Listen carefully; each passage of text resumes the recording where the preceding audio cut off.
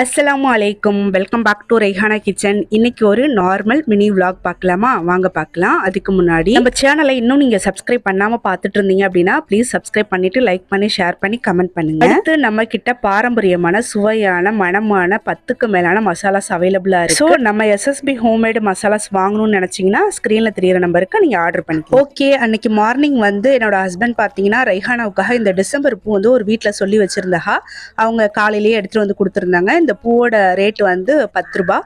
So ரெய்ஹானாவுக்கு வச்சு விட்டு அழகு பார்த்தாச்சு. ரொம்ப ரெய்ஹானாவுக்கு பிடிக்கும், எனக்கும் ரொம்ப பிடிக்கும். நான் சின்ன பிள்ளையா இருக்கும் போது நிறைய டைம் வந்து இந்த பூ வச்சிருக்கிறேன். எங்க ஊர்ல வந்து நிறைய இடங்கள்ல இந்த பூ கிடைக்கும். எல்லார் வீட்டுக்குள்ளையிலுமே மோஸ்ட்லி வச்சிருப்பாங்க. இந்த பூ வந்து டிசம்பர் மாசம் தான் அதிகமா பூக்கும் அப்படின்னு சொல்லுவாங்க.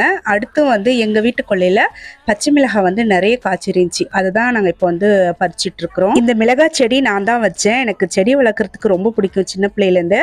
இப்ப இடம் வசதி இல்லை அப்படிங்கறதுனால கம்மியான செடி தான் எங்க வீட்டு கொள்ளையில வச்சிருக்கிறோம். இந்த செடி எப்படி வளர்ந்துச்சுன்னு பாத்தீங்கன்னா, நம்ம வந்து மசாலா பிசினஸ் செஞ்சுட்டு இருக்கோம் பாத்தீங்களா. நான் எல்லா மசாலாவும் வாஷ் பண்ணி தான் காய வைப்பேன். அப்படி வந்து மிளகாயை பாத்திரத்துல போட்டு வாஷ் பண்ணும் போது அந்த தண்ணியில அடியில பாத்தீங்கன்னா அந்த விதையெல்லாம் கொஞ்சம் இருக்கும் பாத்தீங்களா, அந்த விதையை அப்படியே எடுத்து அந்த தென்னை மரத்தை ஓரமா போட்டு வச்சிருந்தேன். அதுல செடி வந்து வளர்ந்து அதுல காயும் உள்ளது வந்து கிடைச்சிருக்கு. அல்ஹம்துலில்லாஹ், ரொம்ப சந்தோஷமா இருக்கு.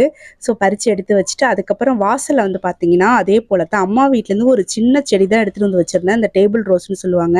அது நல்லா பெருசா வளர்ந்து நிறைய பூ பூக்க ஆரம்பிச்சிருச்சு. பார்க்கவே அவ்வளோ அழகா இருக்கு. நம்ம ரெய்ஹானா குட்டிக்கு எக்ஸாம் முடிஞ்சு லீவ் விட்டுருக்கிறதுனால மார்னிங் டு ஈவினிங் 2 வேளையுமே ரெய்ஹானா தான் எல்லா செடிக்கும் தண்ணி ஊத்திட்டு இருக்கிறா.